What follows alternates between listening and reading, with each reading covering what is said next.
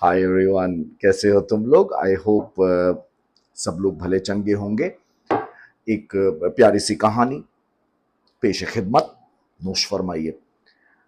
ये कहानी है महाभारत के बाद के समय की। आई एम श्योर तुम लोगों को ये बात मालूम होगी कि ऋग्वेद में दश राग्यन युद्ध का जिक्र है।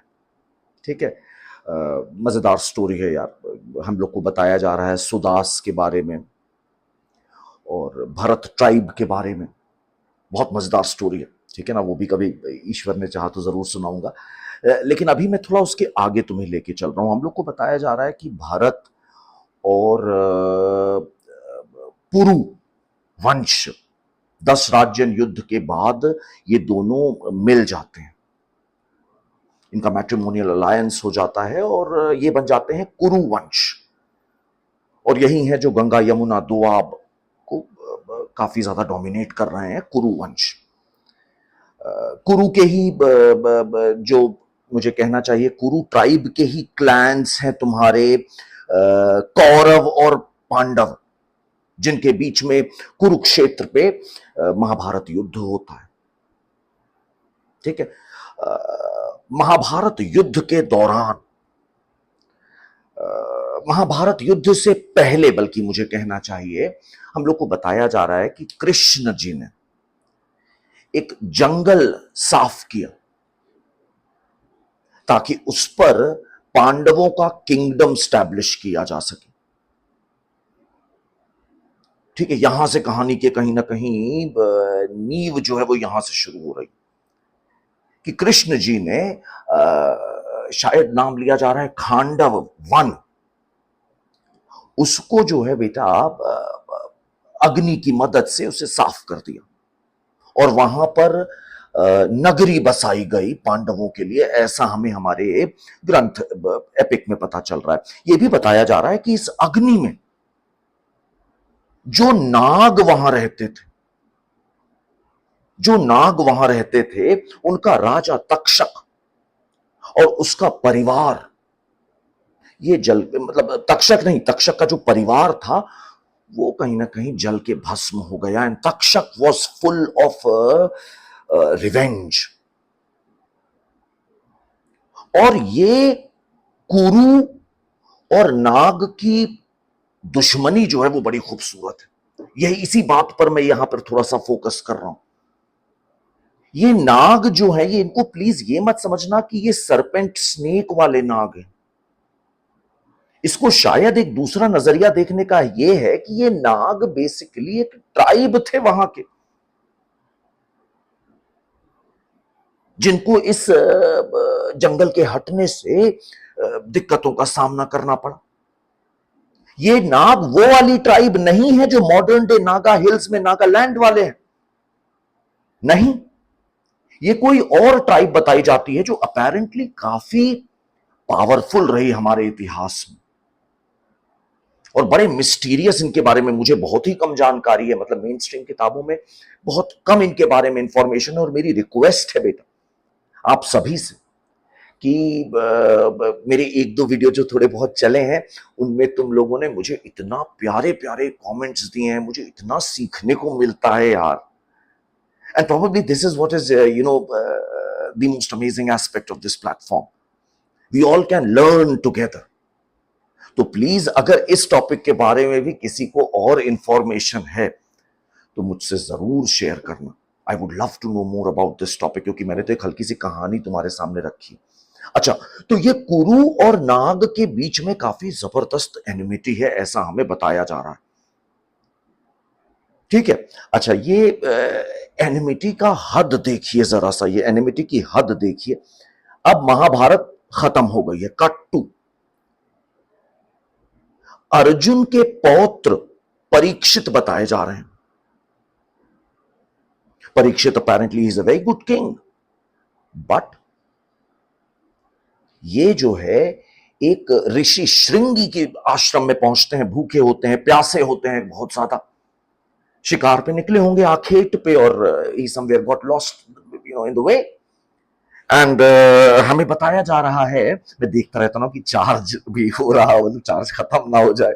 So what I was saying was कि ये आखेट पे निकले, भूखे प्यासे अपनी टोली से भटक गए और ये पहुंच गए श्रृंगी मुनि के आश्रम में। और श्रृंगी ऋषि तपस्या में विलीन, ध्यान मग्न बैठे हुए थे। इन्होंने उनको आवाज दी, इन्होंने सुना नहीं। और बाय द वे, टोपी कैसी लग रही है, उतार भी सकता हूं ना थोड़ी देर के लिए। हाँ, तो जैसा मैं कह रहा था कि यार ये जो है ध्यान मग्न बैठे हुए थे। कौन? तुम्हारे ऋषि श्रृंगी। इन्होंने जाकर के परीक्षित जी ने, वहां पर एक सांप मरा पड़ा था और वो सांप इन्होंने उठा के, नाग देख रहे हो ना, फिर नाग का जिक्र फिर यहां भी आ रहा है, ये सब सिंबल्स है प्रॉबेबली। तो वो नाग को उठा करके श्रृंगी ऋषि के गले में डाल दिया और हंसने वसने लग गए वहां पे। श्रृंगी ऋषि के जो पुत्र वहां पर मौजूद थे, जिन्होंने ये हरकत इनकी देखी, उन्होंने श्राप दिया। उन्होंने श्राप दिया कि भैया इतने निश्चित दिनों बाद, 7 या 14 कुछ इस समय का दिन बता दिया, कि इतने दिनों में तुम सांप काटे से ही मरोगे बेटा परीक्षित, देख लेना। राजा परीक्षित ने अपना पूरा बड़ा फोर्ट्रेस बना लिया। ठीक है, बड़ा फोर्ट्रेस बना लिया इन्होंने एकदम अपना चकाचक, कहीं से भाई कोई परिंदा नहीं पर मार सकता है। लेकिन फिर भी निश्चित दिन हमें बताया जा रहा है कि तक्षक, तक्षक वही तक्षक मतलब उसी जनरेशन की, उनके भी बच्चों के बच्चे, मतलब this is like inter generational rivalry between पुरुष एंड नाग। तो वो राइवलरी चल रही है। तो जो उस समय के तक्षक हैं, नागों के राजा, वो अपेरेंटली फल में एक इंसेक्ट बनकर, वर्म बनकर आ गए। इंसेक्ट नहीं, वर्म बन के, कीड़ा बनकर के, फ्रूट में लग करके उसका फॉर्म लेकर के वो उनके कमरे में पहुंच गए और उन्होंने परीक्षित को डस लिया। उन्होंने परीक्षित को डस लिया और डसने के बाद जाहिर सी बात है परीक्षित मर गए।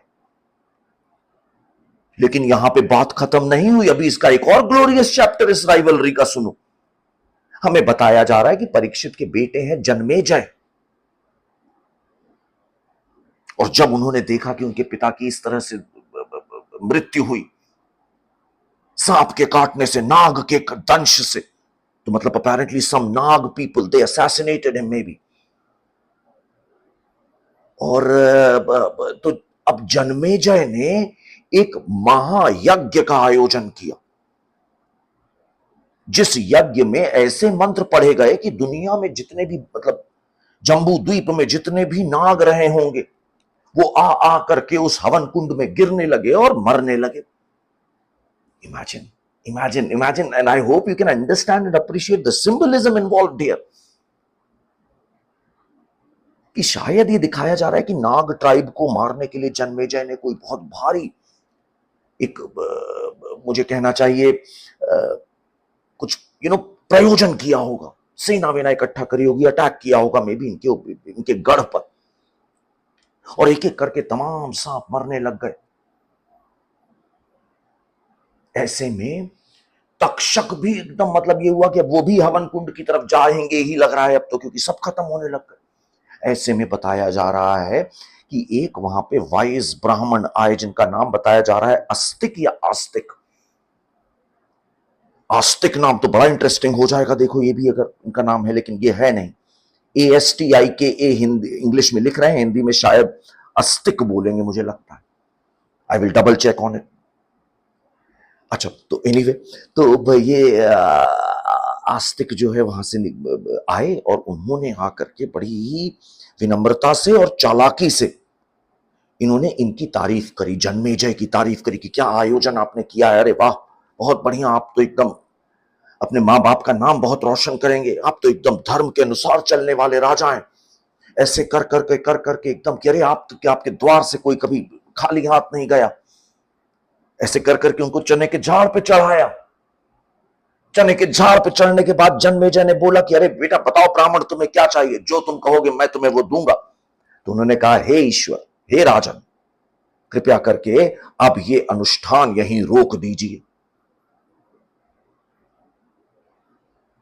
अब वो जन्मेजय फंस गए अपनी बात पे, उन्होंने तो प्रॉमिस दे दिया था चने के झाड़ पे चढ़ के, तो इन्होंने फिर फाइनली अनुष्ठान रोक दिया। ये है कुरु और नाग की राइवलरी।